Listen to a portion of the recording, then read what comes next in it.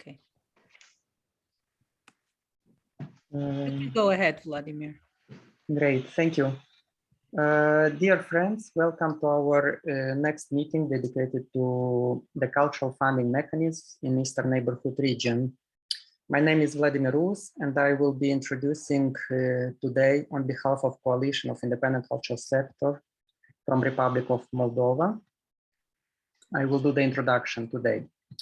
Using this opportunity, I would like, first of all, to express our solidarity and support to artists and cultural workers and to all Ukrainian citizens who face today, already 3 weeks, the colossal losses produced by the war started by Russia, who lost their dears, who had to leave their homes, adopting a refugee status, or who are forced to stay today in Ukraine and live and work under shelling and falling rockets over their heads. Inclusive cultural policies, open institutions, and transparent funding mechanisms for culture in Eastern Neighborhood region is a mapping research project organized in partnership with Belarusian Council for Culture and the Cultural and Management Lab from Georgia, with the support of Danish Cultural Institute through the New Democracy Fund. During this series of presentations, we invite cultural professionals from Belarus, Ukraine, Moldova, Georgia, Armenia, Azerbaijan, Estonia, Lithuania, Latvia, Romania, and Croatia to introduce their cultural policy frameworks and cultural funding mechanisms from their countries. Today, we will learn about the National Cultural Fund Administration, one of the main public funders of cultural projects in Romania. The presentation will be made by Irina Cios, cultural manager, curator, art writer, and lecturer based in Bucharest. Since 2014, she is directing the National Cultural Fund Administration, the main public funder of cultural projects in Romania. Previously, she managed for over 15 years the International Center for Contemporary Arts in Bucharest and was involved in several European cultural networks. Irina is also a member of the International Art Critics Association, ICA. The presentation will last about 45 minutes and will be followed by questions and answers session. So Irina, I give you the floor. Thank you. Hello. If you don't mind, I would kindly ask you to tell me where are you coming from and what are the institutions you are involved with?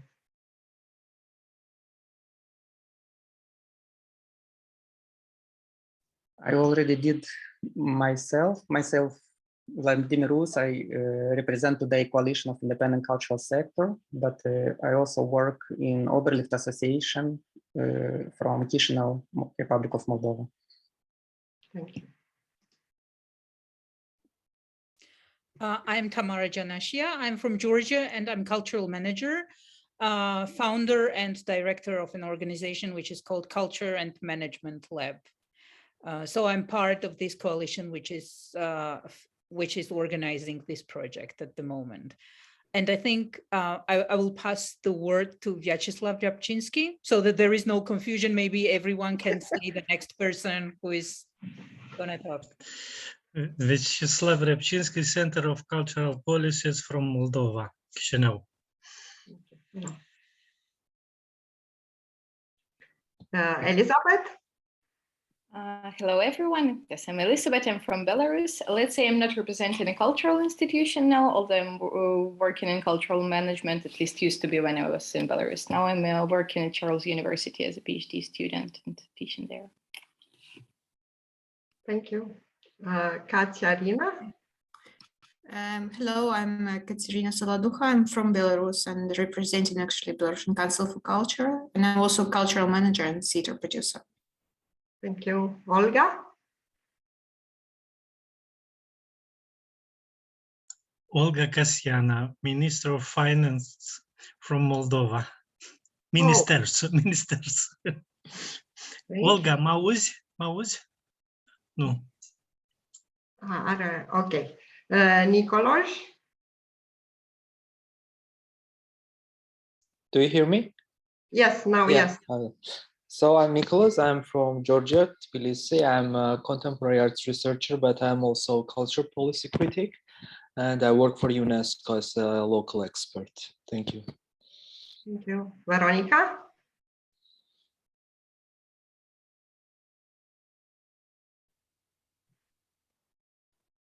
Okay. Thank you very much for introducing yourself, because I teach online since 2 years, and it's quite frustrating not to know to whom you talk to. And of course, not all students have always the good connection to internet, and sometimes they cannot show they cannot use the video. And well, I'm very happy to be here with you today. As Vladimir said, I'm involved with this institution since the end of 2014. I have long previous experience in an NGO, and of course the non-governmental sector in Romania was created mainly after 1990, but already acquired an important experience. And this had as a consequence the fact that people who are involved in NGOs are very involved in communicating with the policymakers. And I was part of the group who initiated the discussions about the creation of the the administration of the National Cultural Fund. So initially the idea was that this fund was supposed to be directed only towards the non-governmental sector, but as the law was finally designed, it enables everybody to attend. So I will share a presentation, a PowerPoint presentation, and we'll tell you a little bit more about what is going on in Romania and what is the structure of our institution.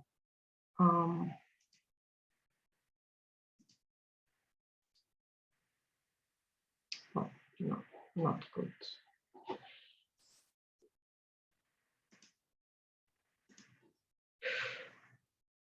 Okay. So,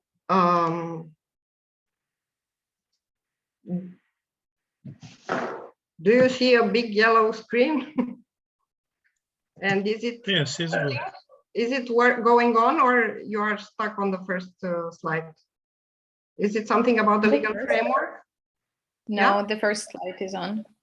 Oh, okay, then I will do it like this, because sometimes it creates problems, and let's stay on this. Okay, so Romania has a governance that is, it has a parliament with 2 chambers, and it has a government with many ministries and a Ministry of Culture. The Ministry of Culture has some institution subordinated, and I'm making this introduction because there is another structure awarding funds, that is the Romanian Cultural Institute, which has a mission of supporting international exchanges, and that Romanian Cultural Institute is directly subordinated to the Senate. In what regards public funding, the legal framework is based on some important laws that were created, most of them in the 90s and then early 2000s.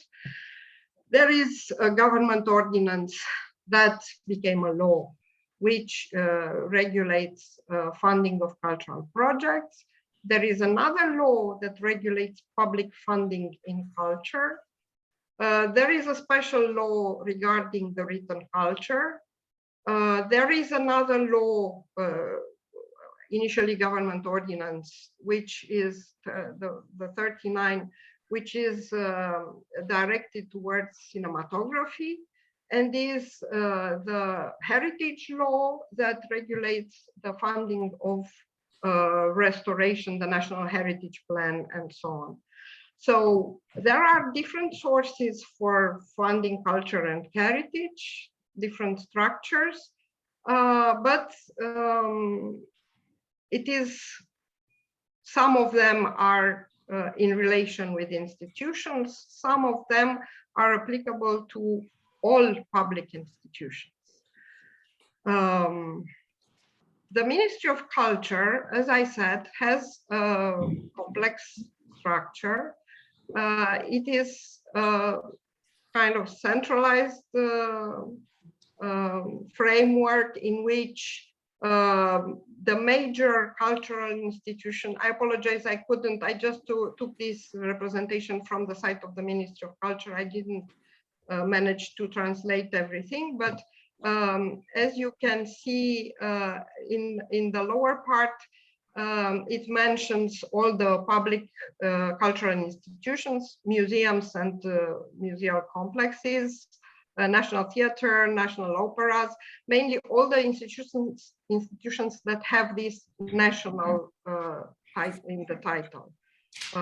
National Library, National Philharmonics, National Dance Center, and so on. The ministry has also under its umbrella 3 funding bodies. There is one which takes care of heritage, is the National Institute of Heritage. There is one that takes care of film and cinematography. It's the National Center of Cinematography. And there is the administration of the National Cultural Fund that coordinates funding for cultural projects. Of course, there are other institutions that deal with research and strategy making that covers author right, copyright. There is a special producer, a special institution that manages the George Enescu Music Festival. There are some other institutions that deal with film and printing.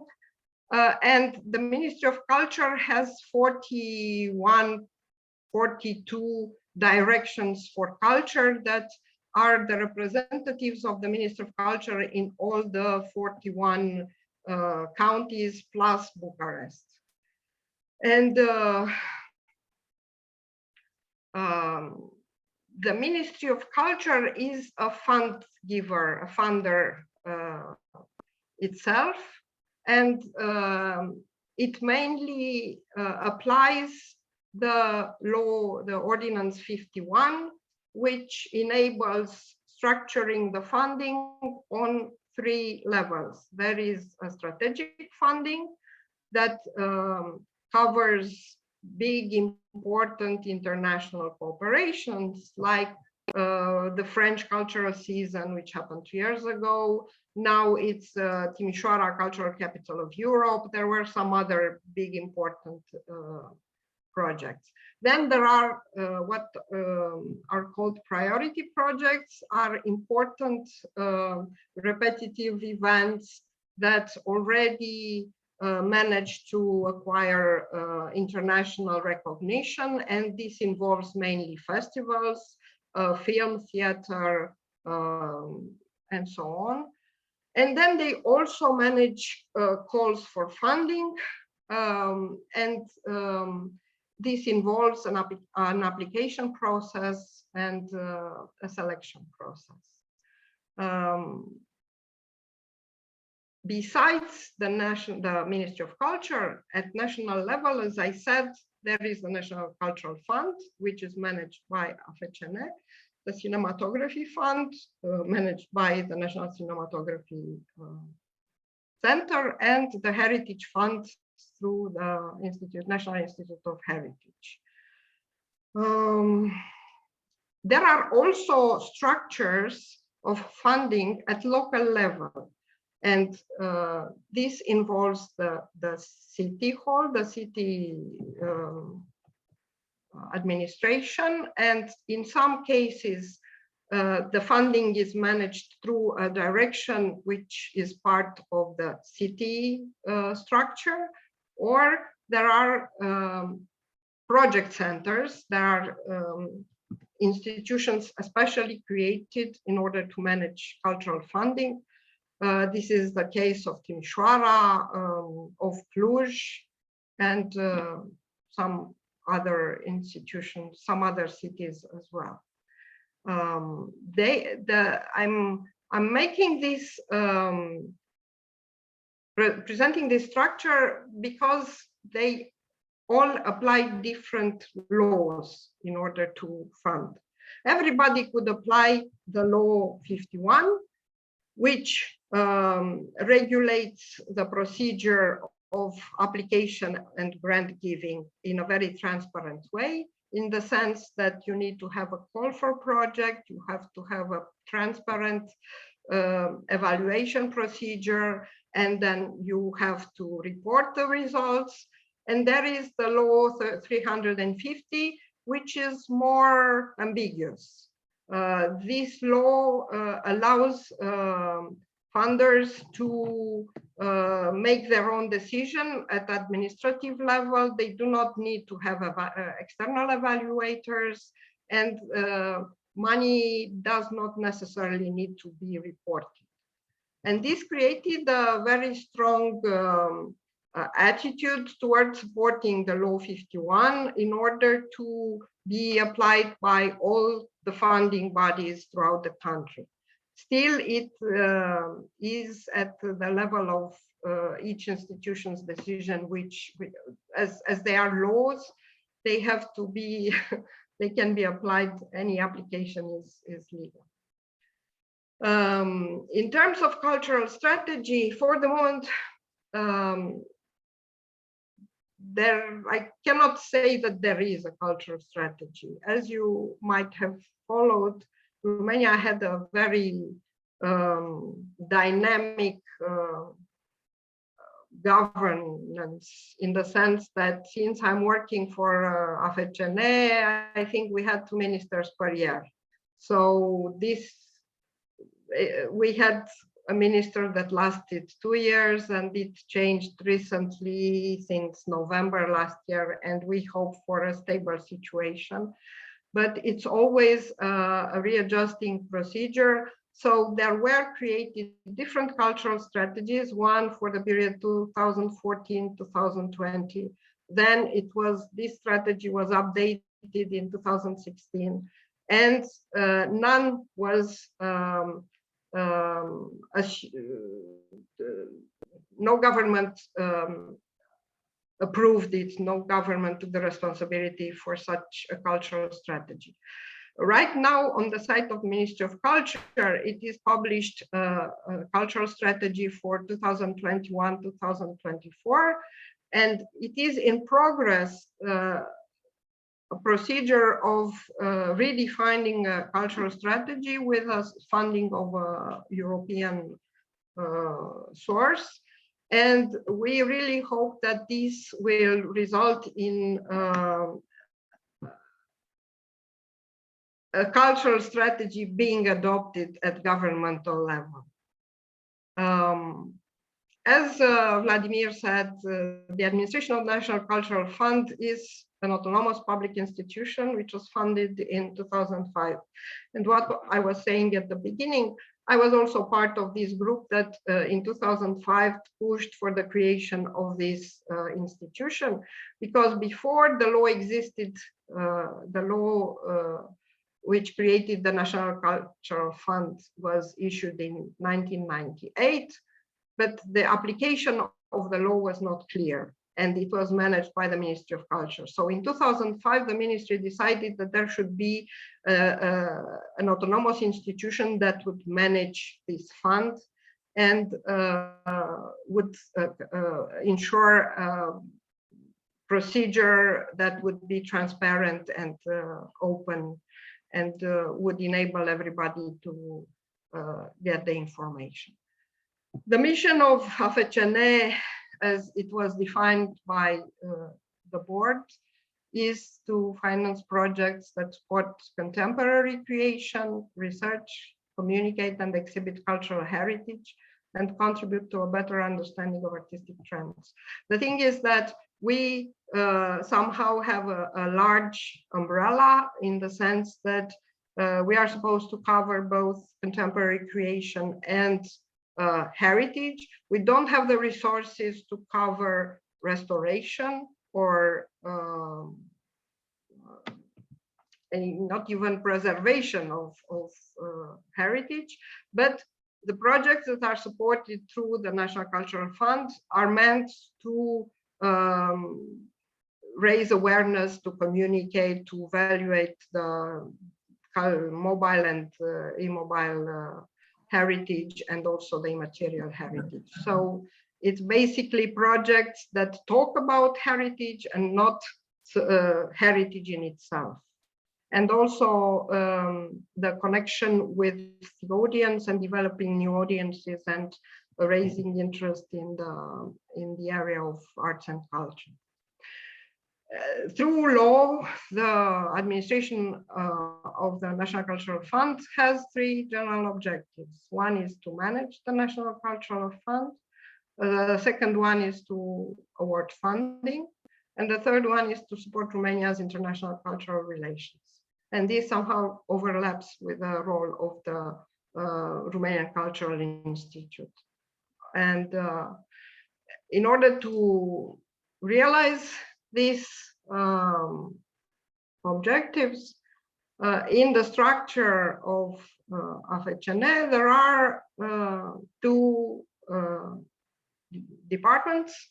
One is meant to ensure the collection of the contribution for the National Cultural Fund, and one is meant to manage the application procedure and the management of the projects that are funded. I have to say that the National Cultural Fund, which was established in '98, is based on contribution in various percentages from different sources. The major income is from the Romanian lottery, and it contributes to around 95% of the fund. And there are, I don't know, almost 20 different sources. As the law lasts from '98, you can imagine there were some things that changed in the meantime, and it's not obvious to be able to collect the money from these sources. Therefore, it's in the process of being updated, this law, and we contributed a lot, and we are in constant communication with the ministry in order to diversify the sources and also to better define the existing ones in order to enable a real collection on each source. What is special about this National Cultural Fund is that it can only be used for funding cultural projects, which is a happy situation, and it gives the security, let's say, under brackets, because no fund is secured if the government decides otherwise. But somehow this fund is only meant for cultural funding and cannot be redirected to other sources. What is specific about this fund is that those who apply cannot make profit. This doesn't mean that they cannot have income. They can sell tickets. They can get some money for the cultural project they produce, but they cannot, at the end of the project, they cannot stay with a profit. And of course, this creates a special profile of the applicant. The average income before the pandemic was 7 million euros per year. Of course, the pandemic created a big hole, and we had a minus of around 2 million euros, and this impacted on the funding of the next year.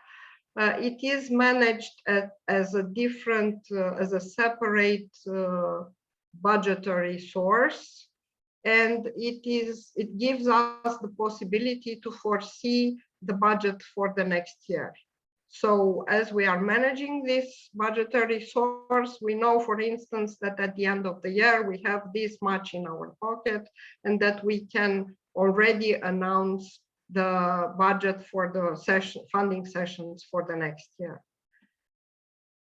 which is a good, an interesting situation, and it enables us also to manage multi-annual funding. The funding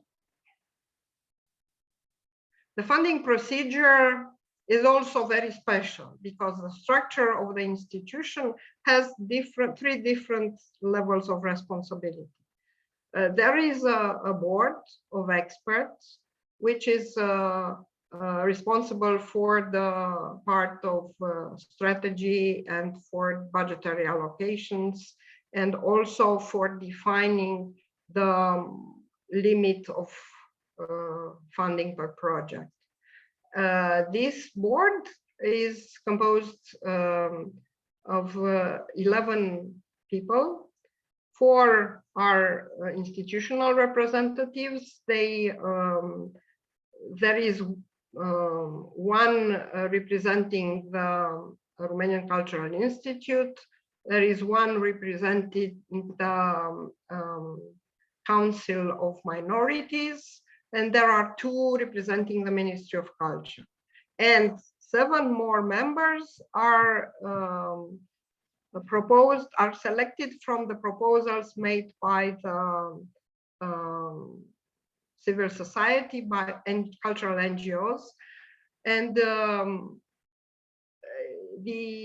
usually they represent the different cultural areas we cover. There is a concern to have covered also the heritage area, the creative sectors, the different creative sectors, and also the cultural management and so on. So this board is appointed by the Minister of Culture based on this proposal and selection procedure, and it changes every 2 years. The mandate is for 2 years.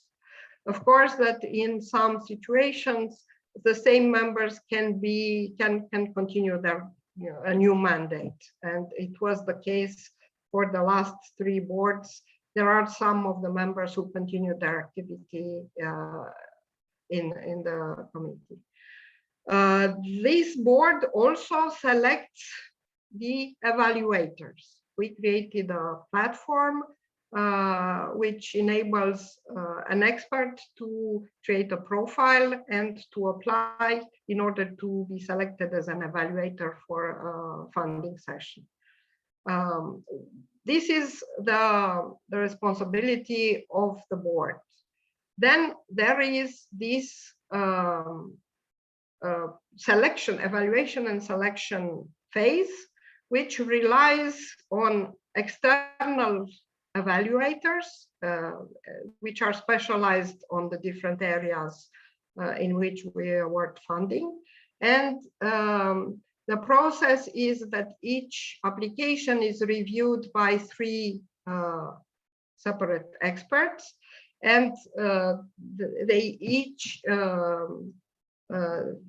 award some points in relation with the structure we provide, and then the funding is awarded based on the final hierarchy that is created based on these points. We have a rule that we do not award funding under The points can be, the maximum points can be 100. And the board decided that projects that got less than 75 points should not be funded. But this is not a danger because usually the projects are in the area of 90 points and plus. So it's for many very frustrating to get 89 points and not get funding because funds are limited. But nevertheless, so there is a strategy body, there is an evaluation and selection body, and then there is the management and monitoring part, which is taken, it's the responsibility of the team of AFCN, and also for checking the financial and activity report. We rely on external auditors that we commission in the reporting period. Every 2 years, the funding strategy is reviewed, and sometimes the board decides to continue the strategy defined by the previous board. Sometimes they decide to change it. And this relates to also the strategic lines defined by the Ministry of Culture. The thing is that in order to have a better idea about what the needs in the cultural sectors are, we regularly organize consultations with people who and the institutions who apply to AFCN, and it's very good practice because it's also a reality check. We get to know what things work, what things don't work in relation with the people who benefit from the funding. And we continuously try to adapt and respond to what was mentioned by the people during these consultations. The funding process within the administration of National Cultural Funds relies on two directions. One is meant for annual funding, for annual exercise, let's say, cultural activities, and one can cover multi-annual activities. This can be done because we have this projection of the budget over several years. We know what money we have, and we can project the spending of the money. It is not what is strange, and now it's in the process of being adapted. The structure of the budget doesn't allow to secure in the budget a multi-annual engagement, so to say. But as we are the managers and the spenders of the money, we know how much money we have to reserve in the next session in order to cover what was meant for the multi-annual funding and what has to be open for the new annual funding. Since 2015, we managed to enforce a fixed calendar. Of course, there are some years when, due to the late approval of the budgetary law, we were forced to postpone the opening of some sessions, especially the one in March. But mainly, we created this reflex that September 1st and March 1st is the opening of the funding session with AFCN.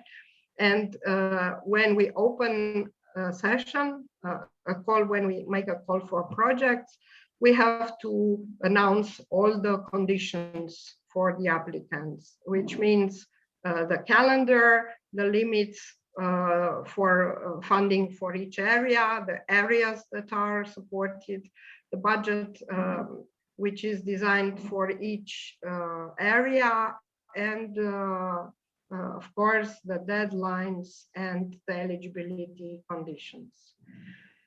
We also manage a separate fund for supporting editorial projects, and this call is launched on May 2nd. The editorial projects are depending on a different legal basis. Therefore, the money for this funding comes directly from the Ministry of Culture to AFCN, which is managing this allocation. Usually from the launching of the call to the signing of the contract, the entire procedure covers 3 months. So this is something people who are planning projects need to know, because the activities cannot start before the signing of the contract. We start the first, what we call the first session of the year on September 1st. And this means that throughout September, people can apply. Then there is the evaluation part. And then, of course, comes the end of the year. We start the contract signing with January next year. So this enables projects that have activities from January to December. The second session starts March 1st. Again, there is a 30 days application period, then evaluation and signing of contracts. This takes us to beginning of July, and they have second half of the year to realize their projects.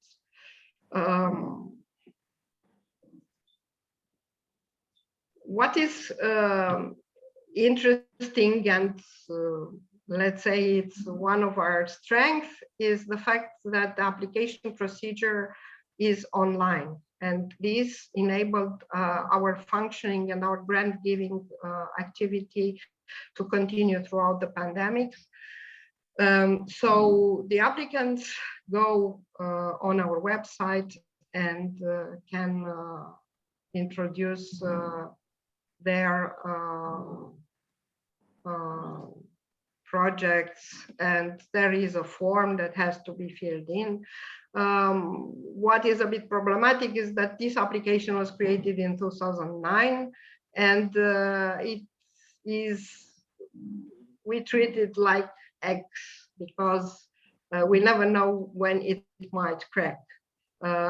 We started a collaboration in order to remake this. You cannot update it, you can only make a new application, but nevertheless is a procedure that enables people from all over the world to apply with projects.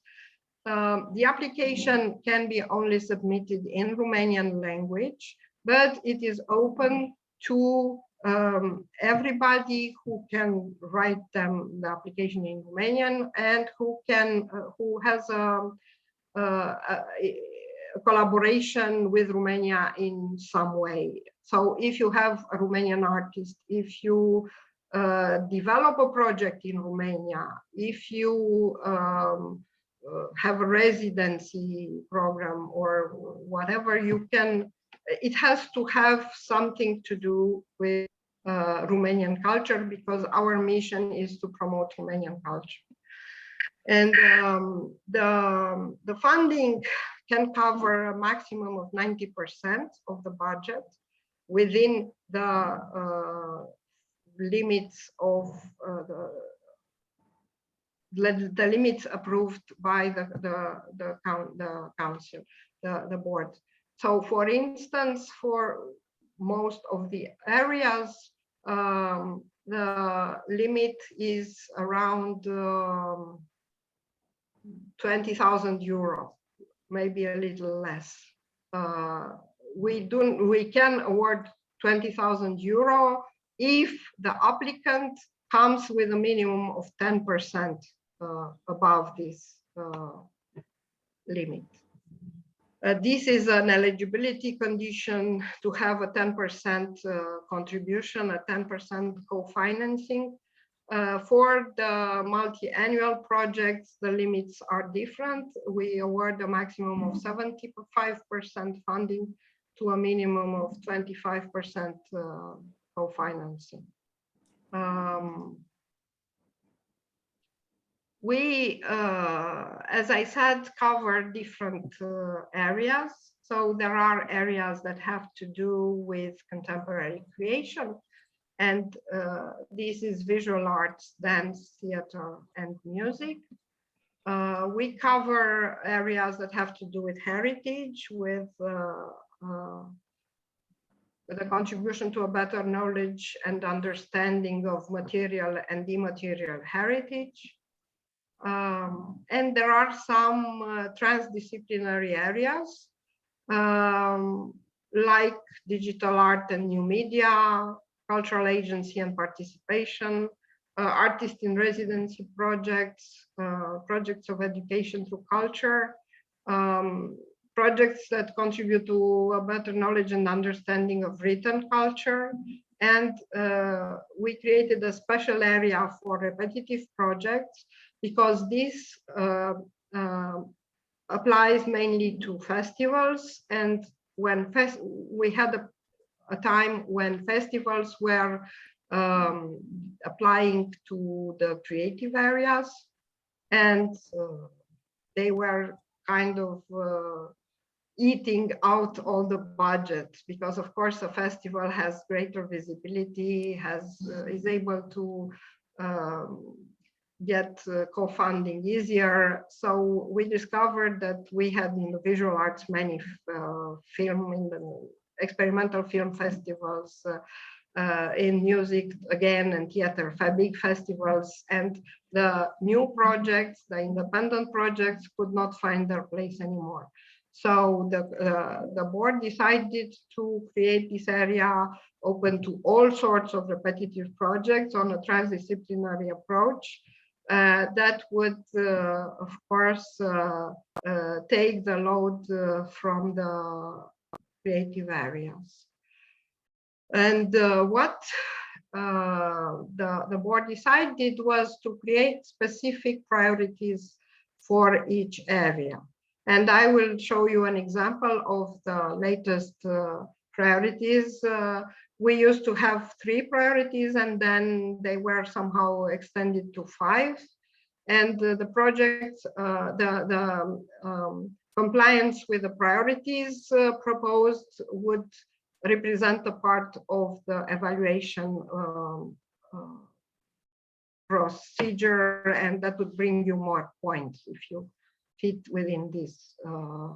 And it's not enough to say that you have these priorities. It is important that these priorities are reflected throughout the project and be a cohesive part of the project. So for visual arts, there were many discussions, of course, especially during this consultation process with regards to whether to support production or to support promotion. So finally, there was a compromise, and the priorities reflect both the support and the promotion of projects. And there is a focus that can be found in all areas, the interest for addressing areas with limited access to culture and addressing the new and young audiences. In order to have a coherent and unitary understanding of all these priorities, we created a glossary which explains each priority. So both the applicants and the evaluators can refer to the same definition of the priority.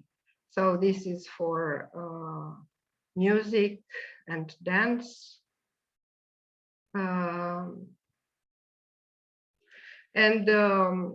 This is for projects in the area of heritage.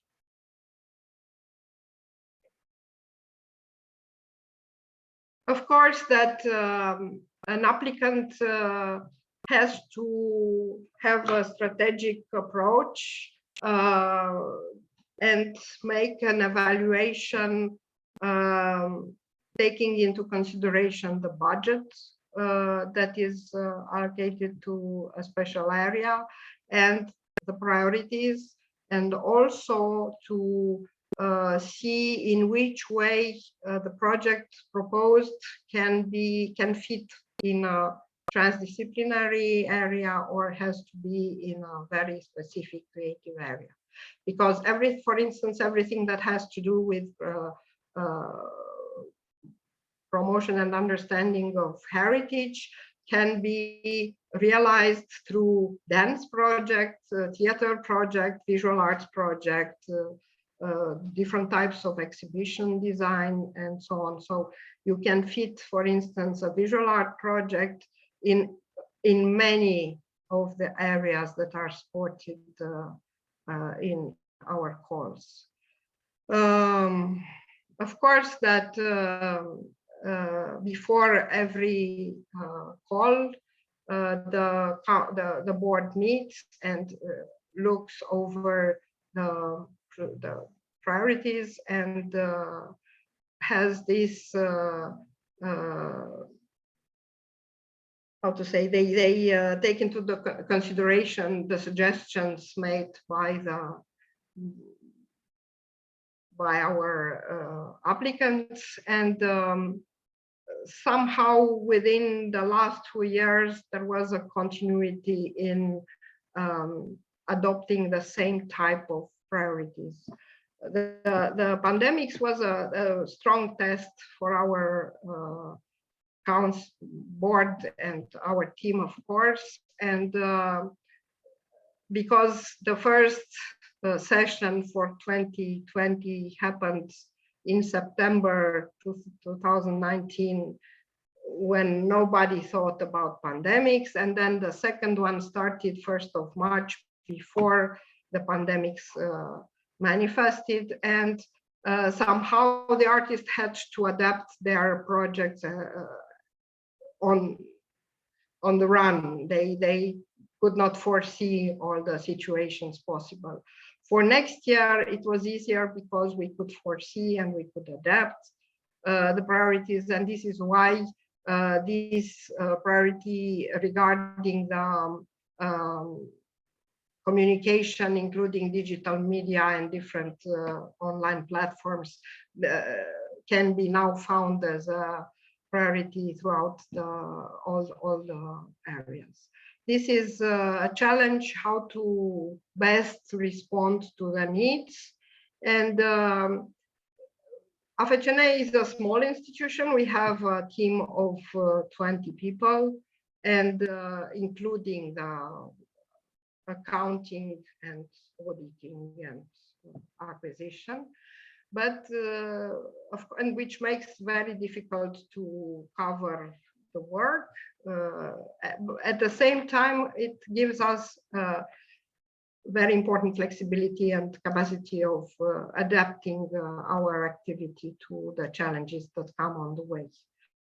And we try to cover a lot of the processes through external sources, as we cannot hire people. So lately, our strategy is focusing on developing a sustainable process through cultural projects. And we try to make everything as available, as open as possible, and all the information regarding the application procedure, the deadlines, the priorities, and so on is published on our website and on our Facebook page. Which also reflects the cultural calendar, the events as they happen, and which can function as a cultural agenda that covers the activity in Romania.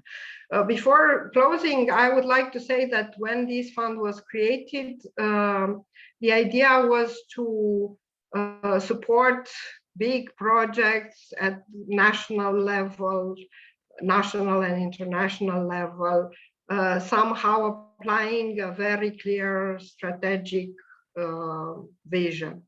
The reality was that for many years, AFCN was the only funder which applied a predictable calendar and had some stable resources. And it had to adapt to ongoing demand, if I may say so, a continuously growing demand from the cultural sector, and it gets a good appreciation from the cultural sector, but at the same time, it has to do a little bit of everything, if I can use this expression. We hope that little by little, the local administration will get the responsibility of funding cultural projects, and more city halls and city councils will create funding systems that would respond to the local needs. As I mentioned before, Timișoara is in such a case, and they already have a very coherent and functional center for projects of the City Hall of Timișoara. And we could see last year the importance of this emerging funding source, because a part of the load that was relying on the National Cultural Fund was taken by the local funding. And of course, it is the case of other important cities like Sibiu, like Alba Iulia, Cluj, of course, and I know that many other cities and local authorities are continuing to do that, starting to do that. What we advocate is to start using this law, which we are also applying, that strengthens and underlines transparent procedure of funding, and give up the other law that gives the possibility of awarding unlimited funds, not accountable. And also, we are part of this new national resilience plan, and in the frame of the cultural component, there is a fund that concerns supporting areas with little access to culture and education through culture. And that will happen in 2023 and 2024. And the process is going to be defined this year, before the end of the year. And we hope we will be able to launch a first call by September 2022. So I don't know if I covered things that are in your mind regarding the structure, but please let me know if you like to hear more about how we function. Yeah, so thank you very much, Irina. So we will start taking questions, and I see Nicolas has a question. Thank you. Thank you for the presentation. It was really, really interesting, because I'm representing the cultural sector in Georgia, who are also trying our best to lobby on the government to create this kind of fund. And actually 3 years ago, they announced that Georgia would have finally the cultural fund, but then they rejected this decision. And also today, it is the ministry which provides the funding, and it's not really transparent. And we have a lot of question marks. And I actually marked down like 5 questions, if I may. Your first question for me, like it is just to be clear about it. You mentioned that there are some priority projects which are funded by the ministry. Did I get it correct? In addition to the fund, but also they have some sort of open calls for the projects, or it's not correct? It's only you have it. No, this is the law. It's stupid to mention a law which is specific to Romania, but I tried to give you an idea about the different procedures that can be applied in funding in Romania. So there are this law that also establishes the National Cultural Fund, and this law says you have to make an open call, you have to have at least one call for projects per year, you have to have external expert evaluation, you have to, when you announce the call, you have to give all the details and publish all the details, and you cannot change the details in the process, and you have to have a deadline, you have to have a budget. When you make the call, you have to say, we have this money for this area, this is the limit, and this is who can apply. So this law is applied also by AFCN, by institution, and also by the ministry.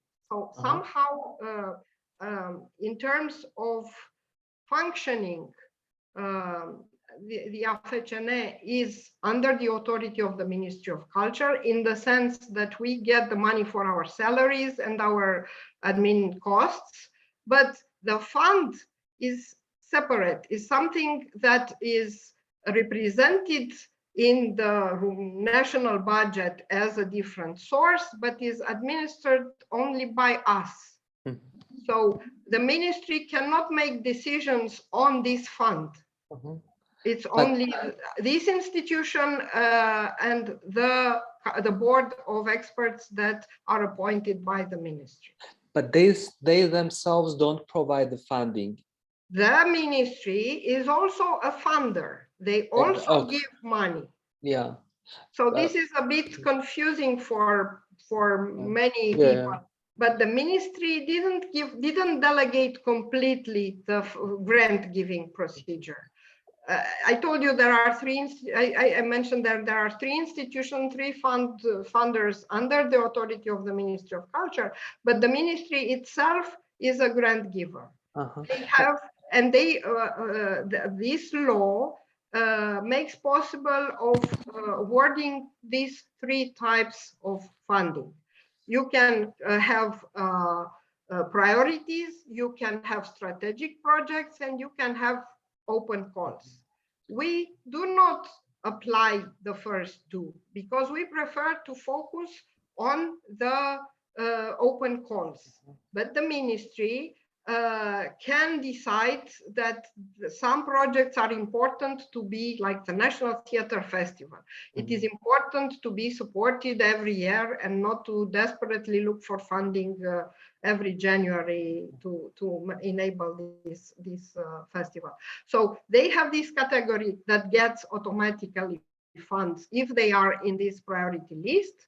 There are the strategic projects that usually, as I said, cover big important situations. Like in 2023, Timișoara is going to be European Cultural Capital. So there is a special funding that will be awarded to the realization of this project. And then they also make open calls. Last year, they had a very small budget for open calls. It was like for 800,000 euros. If you divide by 5, it gives you, you can do the math. So anyway, it's not, if you look at the ministry as a funder, because the money they can secure for grant giving come from the general budget that is given through the government to the ministry. The ministry is managing the entire budget designated to all the institutions that are subordinated. And I shown you that diagram at the beginning, because the ministry has to provide money for museums, which are 15 under national authority, for philharmonics, for opera houses, for everything. They give us also the money for administration, and they also give the money for administration to all the other institutions that are in that circle. And besides the functioning budget, they also manage to secure sometimes a budget for funding. And of course, after the pandemics, the budget was lower, and now the current minister managed to get a bigger budget for culture. But of course, it's frustrating, but it's a reality. Always culture comes last on the budget list. Somehow there are always other priorities. This is why this new process of making a strategy is focusing now and tries to put together all the cultural actors, both in the public and private area, is to underline the role of culture and the contribution that culture makes to the national budget. Because it's not only asking for money, but it's also bringing a lot in return through jobs paid, through I mean, besides the cultural content that it creates and strengthens, but getting private funding, selling products, cultural products, and so on. So it's an important income, and it's an important return from the money invested in the cultural field. And it has never been outlined before, and this new strategy tries to underline this. Thank you. This is, yeah. May I ask also other questions if there is a time? I have just a couple of other questions. So you mentioned about the 11 people who are somehow the brain of the cultural fund, yes? And at the end of the day, they are confirmed by the minister. So do you think that it's a good way? Because at the end of the day, it comes out that the minister can appoint whoever he or she wants. Is not it like this? It is as it is. I cannot give advice. It worked for us. Of course, that you could see, as I said, there were 2 ministers per year. If in some cases the strategy or the preference of the minister was more evident, obvious than in other cases. But there is a sensitive point about being in this board, is that you cannot apply for projects while you are in the board. This is not very tempting for people from the civil society, because of course they are active people. And usually there are, as I heard from people in the sector, many people concentrate on one proposal. So this has an importance. If one person is proposed by 20 organizations, of course it has to be taken into consideration. But I think our council was quite okay.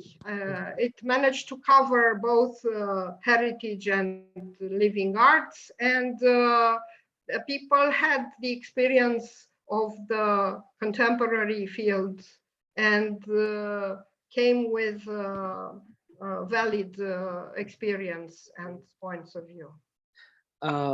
You also mentioned that those are the people who select the evaluators, and are the evaluators paid? Yes, of course. Oh, yes. Yeah. Yes. I have a question about the general funding of the fund. You mentioned that 90% comes from the lottery, but I'm interested if you have some sort of philanthropic law, like which gives citizens or private companies to invest money, for example, in the cultural fund. The cultural fund is based on some fixed income sources, but it also enables donations or other sources. It is possible. However, Romania has the sponsorship law, which enables people to sponsor cultural projects. This law, I didn't mention it in the legal framework. It's an important law. However, for the moment, it's not very appealing for the sponsors. And many of the big companies somehow expect a sort of covered advertising. So they say that they sponsor you, but in fact they expect to be an image promoter for the company. And there are very few private companies that really finance, sponsor small projects. Of course, big festivals get always sponsors. And more and more people contribute in kind, in the sense that, I don't know, a juice company would provide juices for the people, or I don't know, printing costs or things like that. And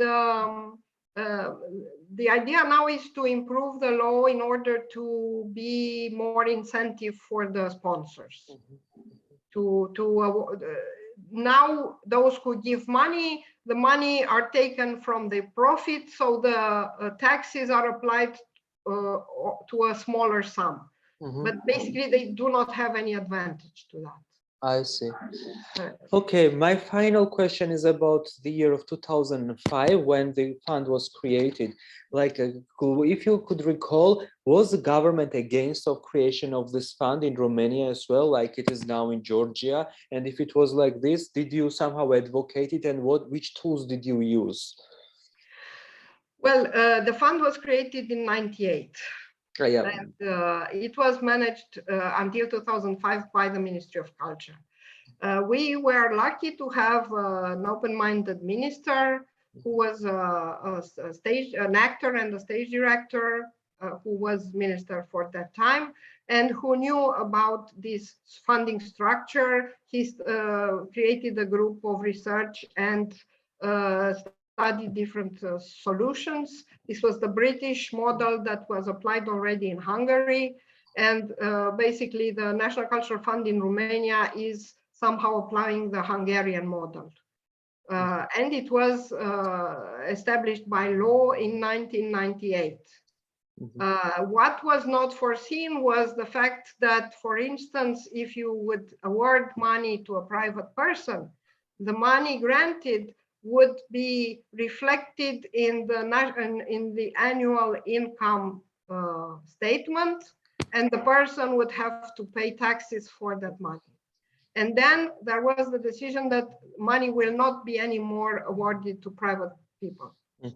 Would be awarded to businesses, to public and private institutions, and what we call private authorized person, or I don't know, authorized person. You get a VAT number, and you can also be on your own, but you have this financial identity. I think each country has a different name for this. I don't know exactly the title, but you as an artist, you cannot apply for funding to our institution. And of course, there is a discussion about this. There's a big need to create such a mechanism that will respond directly to artists. However, if an applicant has inside the project grants or I don't know, prizes or things like that, that is possible. But we cannot have a partner, an individual. Thank you so much. Yeah, thank you. You're welcome. If anyone has questions, please raise your hand so we can schedule, especially if you have many of them. In the meantime, if there is no questions, may I address one? In fact, some partially were addressed already by Nicholas. But my question would be, how did it change from initial idea to support NGOs because you mentioned that also public institutions got access to this funding, although you didn't plan it initially. And what would be the percentage of NGOs applying to the funding and public institutions?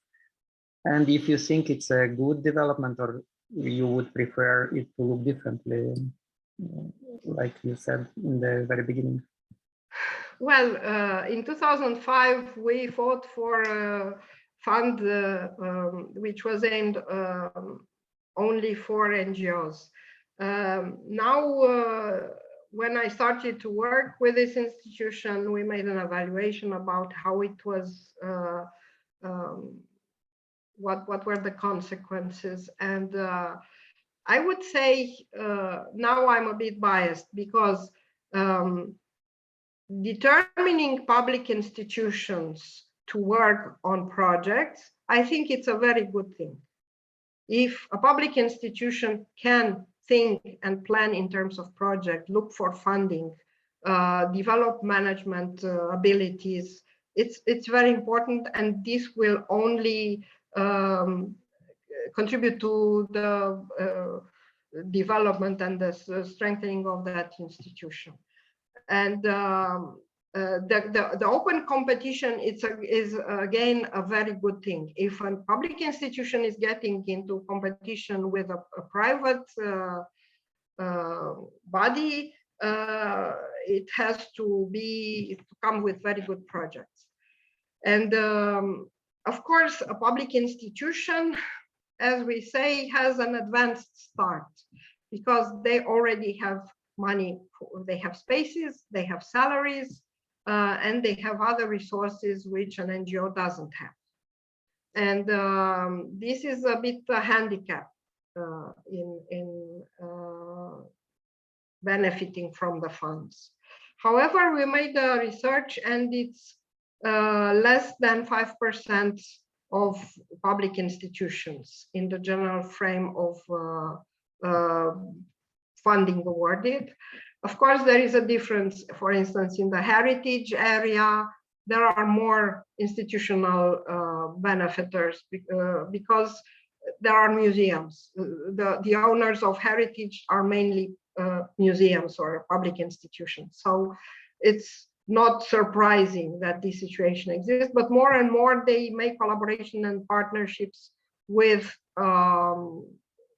associations or other independent actors.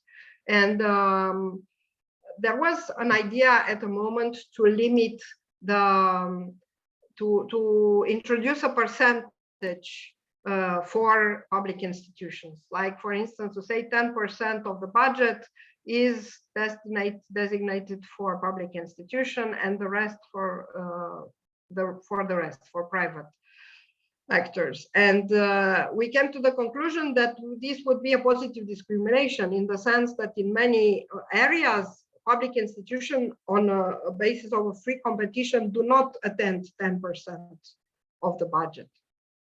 So after making this analysis, we decided that we just leave open competition, and we will see how this, it was heartwarming to see that many public institutions decided not to apply during the pandemic, and they made it open. They announced it that as they already have some funds that are secured, they consider that the cultural sector is in need and trouble, and that they will not compete during this period. Yeah, actually, we as Oberlicht Association benefited from funding from AFCN in 2020, and I remember the situation when public institutions said no to applying, and it actually helped us a lot to survive that year. But just to continue on this line, also, do you, like, one way would be to educate public institutions through this program, and this is something that we also see as a positive outcome of a work of a cultural foundation. But on the other hand, how about providing stronger institutional support to NGOs, to independent cultural initiatives, because exactly they don't have these premises, they don't have regular salaries, they struggle on this project logic. In fact, it kills initiatives. It cannot last forever, especially if you have limited funding possibilities, local or international. So did you think of maybe encouraging the partnerships, like NGOs in partnership with public institutions to apply as a kind of a better way, because both would benefit probably, or even providing institutional support in terms of covering the rents for their offices? Do you plan to expand this to institutional support, project funding to go to a different level? Well, you see, for many years, we were the only actor on the ground. So I think this is a very important aspect that has to be considered, but I don't think this is our problem. I mean, I think that the mission of the National Cultural Fund is to cover a certain kind of expenses. In the budget we award, can be covered up to 20% of admin costs.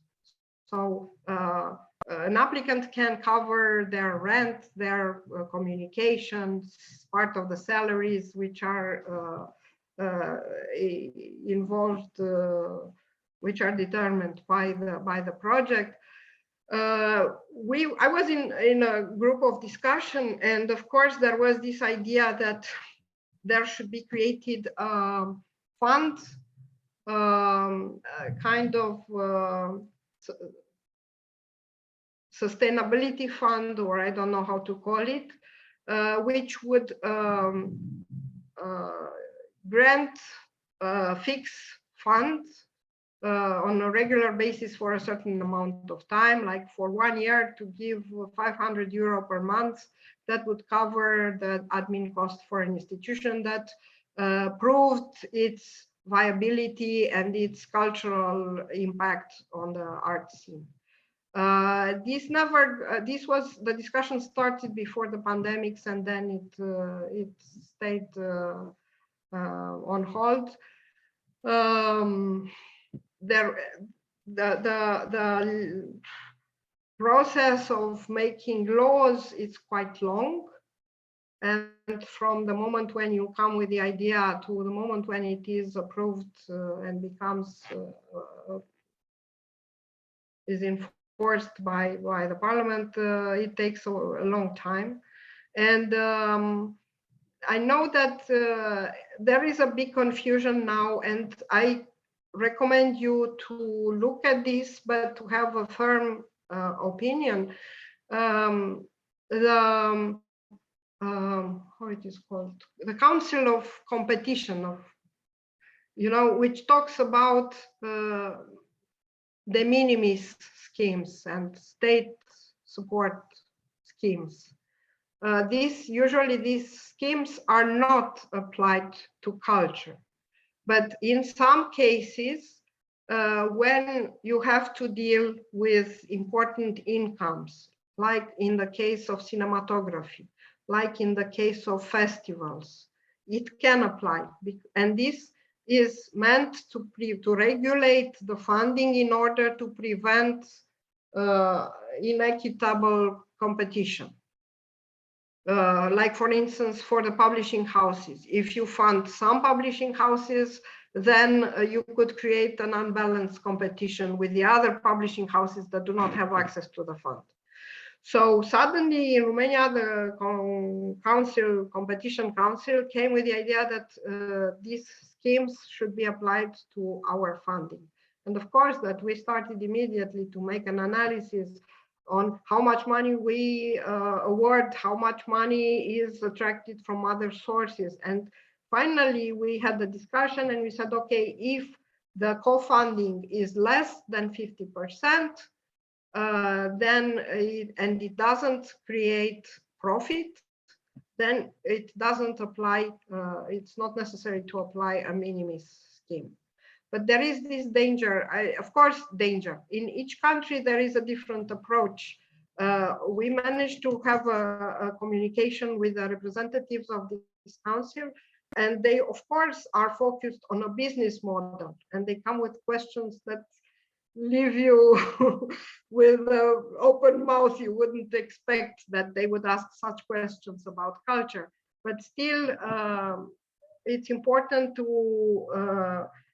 sustain the fact that culture needs to be funded, that it's not an economic competition when you support cultural projects, and that you don't need to make these minimis schemes limit the income that an organization or an institution can get in the frame of 3 years. Like, for instance, in a case of a minimis scheme, the same applicant cannot get more than 2,100 euros in the frame of 3 years. And the idea is not to limit the possibility of getting money, but to encourage creativity and to make, if somebody is creative and coming with projects, you should support that institution, not limit their energy and their creativity. So it's a tricky thing, and you might face this sometimes. It's important to be aware and to be very strong in supporting the role of culture and this non-competitive and non-economic. Of course, in the cases where it applies, where in the cases when you talk about cultural industries, it's a different approach. But when you talk about contemporary art and heritage, it's not.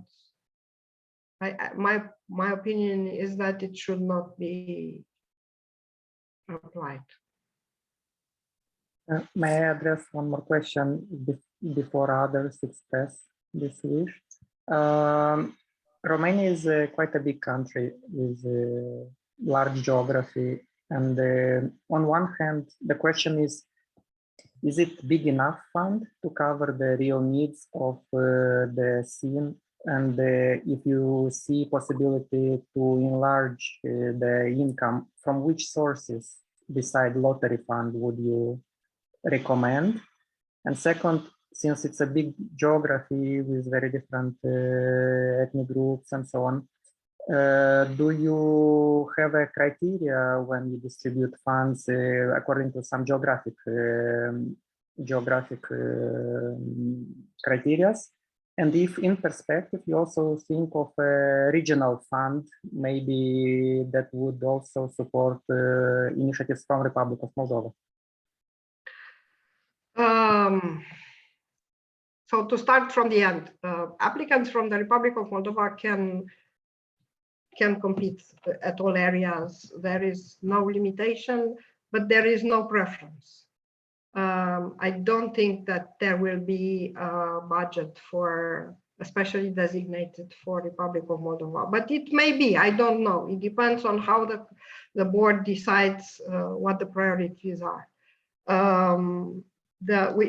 As you said yourself, there were also other organizations that got funding from the Romanian National Cultural Fund. As I said, we cannot do everything. We are not the Ministry of Culture, and we are not, I don't know, a big pocket. However, we are very concerned about increasing the resources of the fund.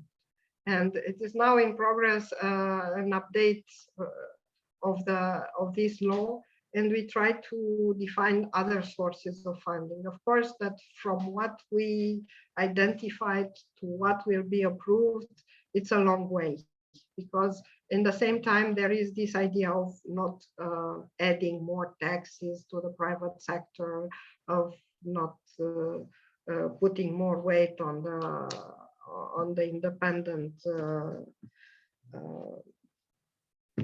economical institutions. But we have some ideas, and some rely on a better definition of the already existing sources. As it was created in 2005, in the meantime, things changed. For instance, there is an income that should be coming from the buildings that are restored in the proximity, or works that are done in the proximity of monuments. And there is a percentage of the budget that should come to AFCN. The problem is that monument is not anymore a reference point, because in many cities there were approved these urban urban plans, zonal urban plans or so on, that defines the area, protected areas in a city. So the protected area prevails the monument. So our law refers to monument. Our law doesn't refer to the protected area. So we cannot apply anymore the monument because that reference doesn't exist anymore. You see, so I'm not going to tell you all these details, but there are things that have to be updated, and that would enable a better collection of the sources. And of course, there are some things that are problematic in the area of real estate that I don't think we will manage to get our what is due to the fund, but anyway, we keep trying. For instance, the real estate agencies should pay a percentage out of their fee when they sell heritage listed buildings.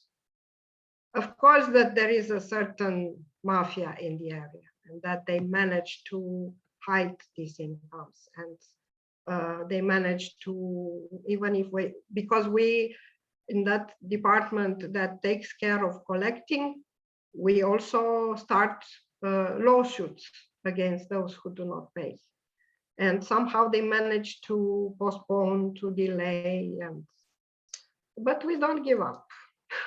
And we try to update the way each source is defined in order to make it more viable.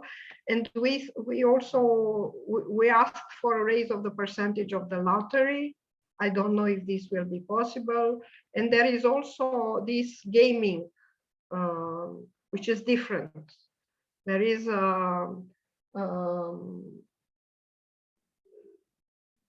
gaming, lucky gaming, how to call it, all these casinos and gambling. Gambling, yeah, gambling, sorry, gambling is correct, not gaming. And there is an office for gambling that provides the authority, or the authorization for these companies that provide gambling online and offline. And that's also an important income. And for the heritage, there is a percentage that goes from this gambling. So gambling is different, although it's the same, from the lottery. The lottery is a state company, half state, half private. The gambling is mainly private, but they are somehow under the surveillance of this department, state department. So this could also be a source for us. Well, we try to, every time we say, take a ticket to the lottery, then you support the National Cultural Fund. It's not, well, very wise, but it's good for the culture. And well, this is what we try to do. The first attempt to update the law was immediately after I came here. Since 2015, there were different phases of the law process. And now there is a proposal for changing the law in the parliament. But in the meantime, other things need to be changed. So hopefully by the end of the next year, there will be a new law that would ensure a better income to the fund. already there is a difference. We managed to catch up the gap, to catch up the missing funds, and our budget is increasing every month, but it's a big struggle. But we should not cover all the funding in Romania. This is why I underlined the creation of these local funding structures, which are open not only for the local people, they are open for all cultural operators in the country that have to do something with that area. Of course, the city of Bucharest has has 2 cultural centers of this kind that give funding, and the big advantage we have is that we manage this fund that is separate, that is independent, and we know how much it holds, and we can have budgetary projections on it. All the other institutions depend on the law, the budgetary law each year. And when the law is issued, then the budget has to be divided. And this takes time. And I didn't mention the application time for nothing, because you have to consider it's very difficult to explain people who do not come primarily from the cultural field why it's necessary to have a certain predictability, why you need to know in January what is your budget, even if your project happens in September. Many people in the administration say, okay, you have the project in September, come for money in September. That's not it's not good to think like that. So this is an important strategic approach, that you need to have predictability in funding, and that you have to make administrators understand why it is important to have this grant giving process, taking in consideration a certain amount of time before the project starts, because this enables you to get more funds, to create partnerships, to have very good projects that is can focus on the objectives it has and doesn't improvise according to the resources it manages to gather. So we hope to convince more and more local administration to start funding processes, to start applying this law, which enables a transparent process. And we also think about creating partnerships with private funders. There are more and more active and visible private foundations that give funding. Some are related to the supermarket chains that are concerned about developing community-related initiatives that also have a cultural component. And there are also private business people who have this foundation and give grants. In most of the cases, they have very how to say, specific priorities. So they're not open to everybody, but still there are some resources. Yeah, just to correct myself, maybe when I thought of a regional fund, I didn't mean that AFCN would cover the costs of projects from Republic of Moldova, but with Republic of Moldova, it could be a separate line to encourage collaborations. We see this like Visegrad funding scheme. I think in the Balkans, they try to establish something that would work cross-border in like former Yugoslavia states. And this is something that could also, AFCN could administrate, but of course the sources should be allocated maybe additionally, but that would encourage cultural operators from Moldova to Yes, sure. It would get be involved. a good idea to see how this could be created and how this could function, because it's always the details that kill such a project. Who signs the contract? Who makes the financial evaluation? Where? But I think it's a very good idea. And we can consider it, take it into consideration, especially if we will manage to increase the income in the fund. And if other local authorities will take the weight from our shoulders, then we will be able to make such strategic decisions and not to cover all the needs throughout the country. There was this discussion because you asked me before, there is no policy to have a regional or local allocation of budget, but initially an applicant could submit 3 projects per session, and this was changed and it was limited to 2. We had situations when an applicant got I don't know, 6 projects or even more projects per year, because sometimes they have 2 associations or things like that. And then, of course, some people get the skills to write applications, and they get better and better. And we were confronted with the situation. There were some applicants that managed to get a lot of funding because they knew how to make the application. And there were others who had good ideas, but were not so skilled in writing an application. And it proved that this limitation enabled more applicants to have access to funding. New and even new entries, as we call them, new people who never got funding before. And of course, it's not, if you have to, I always hesitate between this open competition system and securing funding for more organizations. It's a difficult choice to make. Of course, that if you are interested in good projects, then an open competition is the most relevant.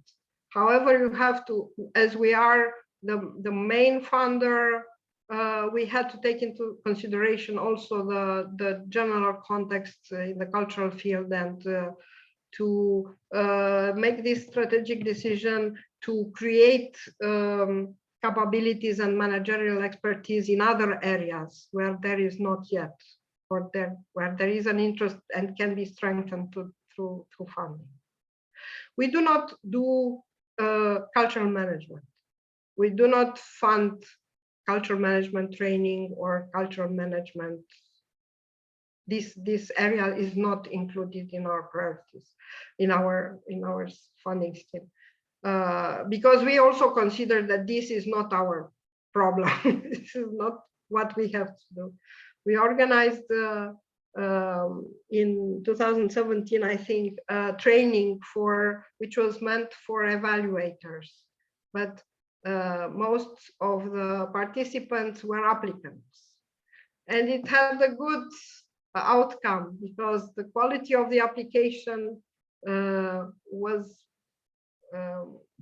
visibly improved, and but still it creates an element of let's say an advantage to those who come to such trainings.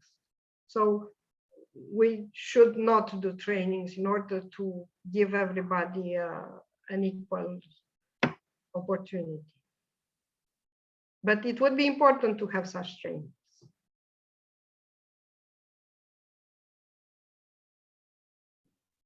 Does anyone else have a question or?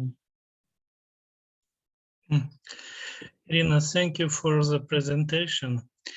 My question is, in your opinion, which are the most prominent weaknesses in the Romanian model of cultural fund?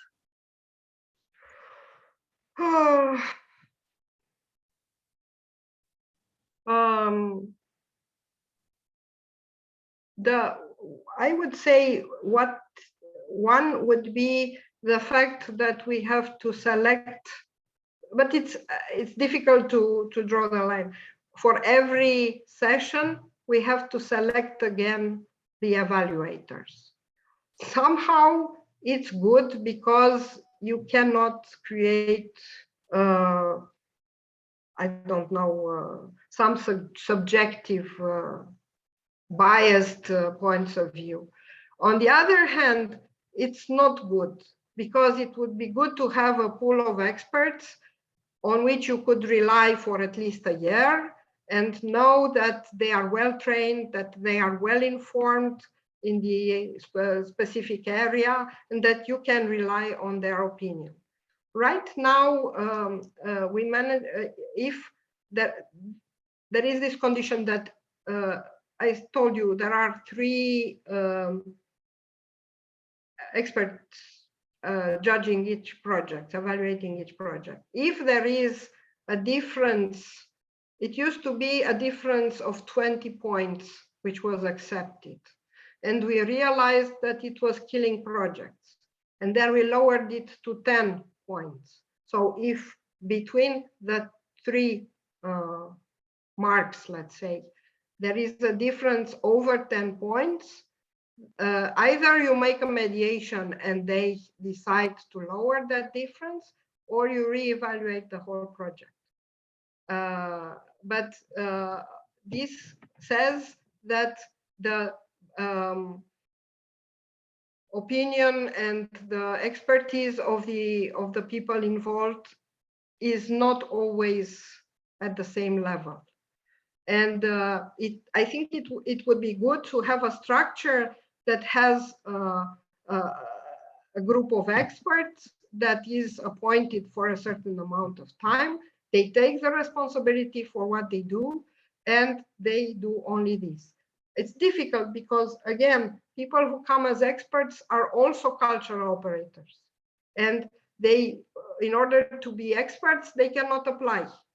So they cannot commit for 1 year to be experts because that would not leave them the possibility to come with projects. For us,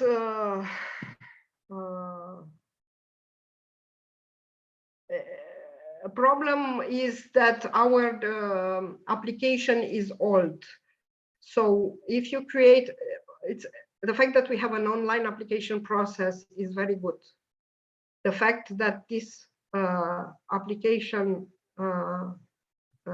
structure is old and cannot be reviewed, if you will create such a structure, be sure that you have, how to say, the technical assistance, and that you can update it without problems. As I said, this was made in 2009. It was once updated by another team in 2011, and we do not dare to change a comma because we fear that some field might disappear or some page will not be accessible anymore. And if you do such a structure, it's highly recommended. It's very efficient. It's cutting a lot of, it's saving a lot of trees. And it's accessible from everywhere. This enables our experts to be at home and make the evaluation, because the evaluation is also done online. And but we, at this moment, we do not have access to the technical documentation, and we cannot change the existing application. So this is something you should take care if you start such a structure. And then another thing which is to be improved, and to include in this application the reporting process, because we do not use paper for the application, but we use paper for the financial report. So every end of November, we are covered in binders and files and so on, and copies of the invoices and so on and so on. And we would very much like to give this up. But of course, this has to be agreed also with the Ministry of Finance and with the Curtea de Conturi,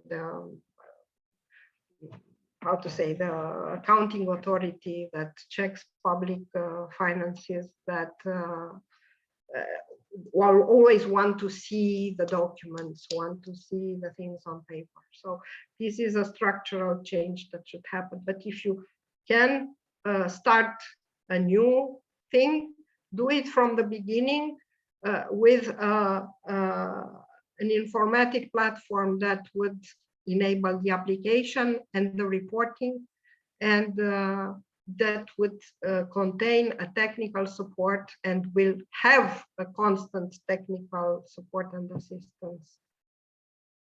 Because this is a very tricky thing. And the operating system may change. I don't know what things in the IT department can change. You have to think long term and foresee the adaptation resources and processes. Thank you. And one question, sorry. Do you receive money from the lottery direct or by budget? No, direct. This is what I said. All these contributors send the money in a special account that is only to receive money and to give money for funding. This is the structure of the National Cultural Fund. At this moment, we cannot use money from the fund for salaries, for admin costs, for anything. It's only for paying applicants and collecting money from the sources which are in the law. Sorry, the winning projects, they receive money like 100% when the winners are announced, or after completion of the project? No, we that's a good question. I meant to point us, but we award an 80% advance when the contract is signed. 80. I see. Okay. And the 20 are refunded after the completion of the project. And the general list of the documents, they are like subcontracts, they are checks. It's really bureaucratic and complicated, or you try to make it easier from one year to another? We try to make it as easier as the law allows us. So when you sign the contract, you come with an invoice and we transfer the money in your account. Yeah. And we can also, what I was saying, we had applicants from other countries and we are able to transfer the money in the respective country. We had applicants from Great Britain, from, I don't know, Croatia, from upon submitting the report, do they have to provide you with the subcontracts or not?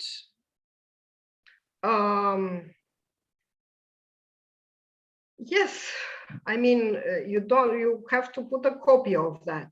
Okay. I mean, if you get, let's say, 1 million and you use this million to pay artists, you have to show the contract with the artists and the proof that the artist received the money. Okay.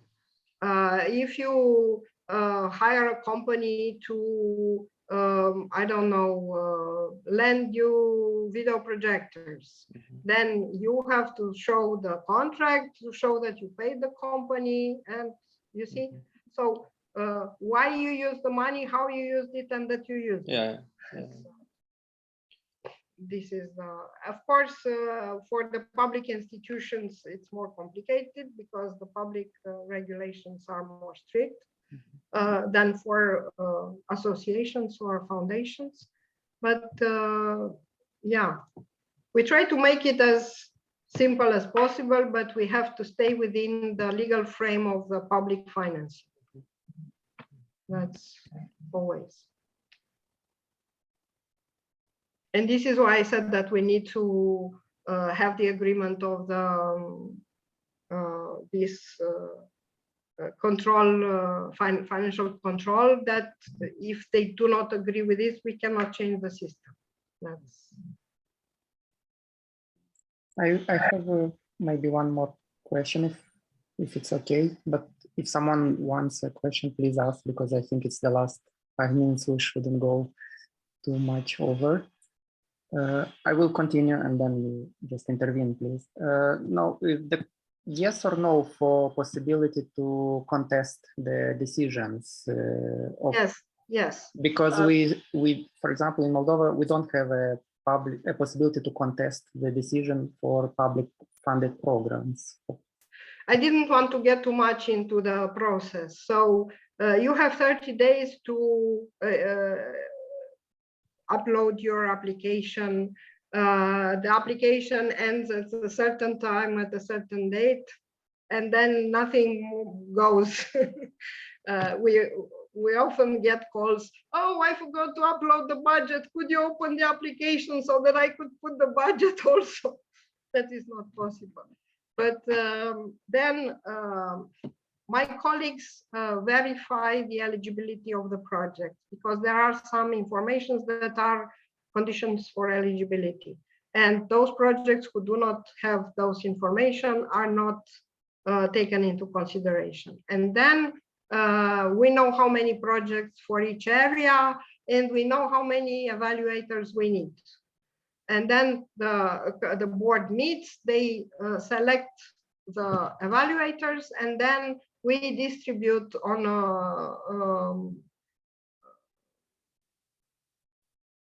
blind process, let's say, each evaluator to each project, in order that each project has 3 evaluators.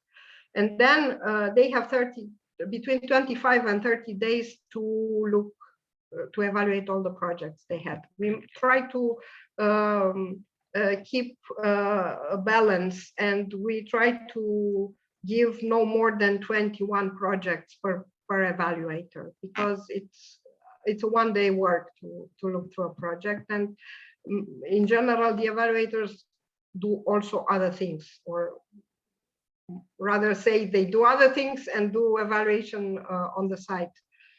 And then we announce when the time expires, they meet. There is a meeting with all the evaluators for each area.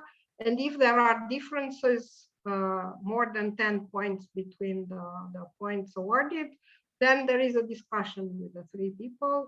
And if they do, none wants to give up or adapt the evaluation, then on the spot, the project is given again to 3 others to be evaluated. Once this process is finished, we have the hierarchy, and we announce the results after the first round. Those who are, we do not, also have to say, we do not intervene in the budget. If you get funding, you get the budget you applied for. We do not say, okay, you got 75 points, we will give you 75% of the budget. So we consider that the applicants are responsible and that they come with a realistic budget. I know that some other institutions intervene at the level of the budget. So those who are announced as accepted have a week to come with the, let's say, technical documents. They need to bring the economic report. They need to come with some, let's say, items that are not required from the beginning, because we don't want to bother everybody with papers that maybe they will not need to show. So only the winners have to provide this documentation. And after the 5 days, if these documents are reviewed, and if they are okay, they are definitely winners. Those who were not accepted have the possibility to ask for the evaluation papers, because each evaluator has to write a report, and they can ask for these reports. And based on these reports, if they consider that the evaluation was not correct, or that the evaluator was biased or was not paying attention of what they said, they can appeal the result. And they have 3 days to make the appeal and to argument it, to sustain it. And then there is another period of 5 to 10 days when these appeals are being evaluated by a new commission of 3 people. And of course, this is why in our budget allocation, we have a separate budget for appeals. And the thing is that you have to make at least the last mark, let's say, the last number of points in order to get the funding. And there were situations where the evaluation proved to be wrong, and then we could upgrade the budget in order to fund those also. But lately, the evaluation procedure was more and more relevant and correct, and we didn't have to do that anymore. And this is why it takes 30 days, because there are all these terms and all these phases of the evaluation. But is there a law that obliges you to have a contestation period in case of public funding in Romania? Or it's on... This is the law I was talking about, this law, the 51. So it's a public law, it's not that... It's in the law, in all the procedure. Of course, there are norms, there is also a separate document that strengthens all the details in the procedure, but all these steps are in the law. It says who can apply, what are the terms for some are defined in days, how to say, calendaristic days of the calendar, and some are defined in working days. And this also changes. And of course, when you set up the calendar, you have to take into consideration Easter, all the holidays, and so on. And sometimes the calendar goes beyond what you would expect. Yes, but this is in the law. It's not that we want to do this.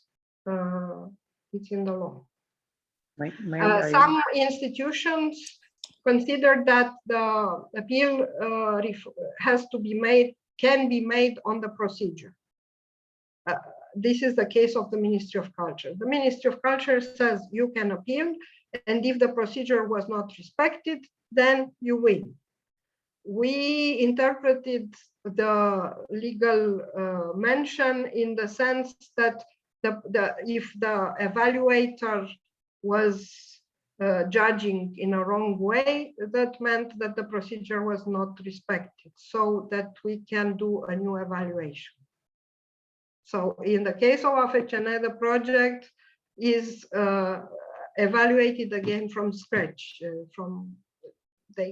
They see the appeal evaluators, they look at what is written in the letter from the applicant, and this is the project. They don't look at what said someone else. They do not evaluate the evaluators. They evaluate again the project. Very technical, thank you. But one more, maybe more conceptual question about the areas, thematic areas which AFCN supports. From what I understand, it is more like medium-based, or what you explained, either it's production or preservation or promotion eventually. The problem from here is like one question, if you feel the need to reconsider these areas, because, for example, from my perspective, I think there are processes in each project, which starts with the research, Then there is a production. Then there is this public presentation of the results, which is more like a festival, whatever exhibition format. And also there is also education, which is more like passing the experiences and the knowledge to other people. So do you think we should reconsider this approach from medium base? Because somehow I see it as a medium base, like we have categories like visual arts, performing arts, to like process-based way of supporting like different stages, let's say, of a process. And how to avoid also overlapping, because we have a problem in Moldova. There is a lot of confusion with reference to the texts which you have in AFCN described in different areas to prove that film is not visual arts. It's like a different thing. It's a and so on. How do you avoid overlapping? Because you mentioned cinema and the editorial funds existing separately from National Cultural Fund, but in the same time in National Cultural Fund you support editorial projects or written culture, at least. This kind of questions arise from also this. I know it's a long thing, so you can answer short. The areas were defined step by step. When I came here, the lottery was not existing anymore. So in 2015, the budget of the National Cultural Fund was close to zero because the percentage from the lottery was taken away due to some other reasons, but was not there anymore. And then we managed to convince the minister and then the government to bring back the 2% from the lottery. And this was the rebirth of the National Cultural Fund, and we managed to start creating a more elaborated structure. But at the beginning, there were two areas, visual arts and performing arts, and then material heritage and immaterial heritage, and that was all. And this was reflected also in the evaluation structure. So for performing arts, there were the same evaluators for dance, music, and theater. And we realized that it was better to refine the definition and to have to enhance the specificity of each area. So at this moment, we have a separate commission for theater, a separate commission for dance, and a separate commission for music. And the visual arts are all, it's a big pocket because it's also graphic arts, painting, sculpture, ceramics, video art, photography, curatorial projects, also multimedia, but more and more multimedia goes in the other area. So it's a big, there are many types of approaches that go under the visual arts. Because of the existence of the National Center for Cinematography, and because we realized that there was an overlapping, we made this mention that commercial films or film production is not under our, are not eligible. So for instance, if you want to make a festival with films that have big success, have, I don't know, we still support experimental film, video art festivals, animation festivals, things like that, but not the big, although some of them also go to the National Center of Cinematography. But I mentioned briefly this discussion with the Competition Council, and there is now a condition for applying to AFCN that your project is not supported under the minimis funding scheme because they are not compatible. So the National Center of Cinematography is applying the minimis schemes. if you get money from there, you cannot come with the same project to get money from AFCN. It doesn't work. But of course, there may be overlappings. In terms of accountability, we checked that is not the same. The same costs are not covered from two sources. Other than that, these are, and you can look through this glossary of terms, and you see there how each area, each priority is defined. What you said about the different parts of the process, we try to include them in the priorities. So some priorities are focused on the research phase. Some priorities are focused on the production phase. It reflects the feedback we got from the sector, because, for instance, in the dance area, they said, okay, for us it's important to have this process, this research type, and to have a possibility of strengthen the dance sector, both in terms of choreography and dance itself. So we try to, I say we, but I'm not part. I mean, I'm present to the meetings of the council, but the decisions are of the council. I'm not voting in this council. But this is a decision and a strategy that we put into work. And at this moment, this is the structure.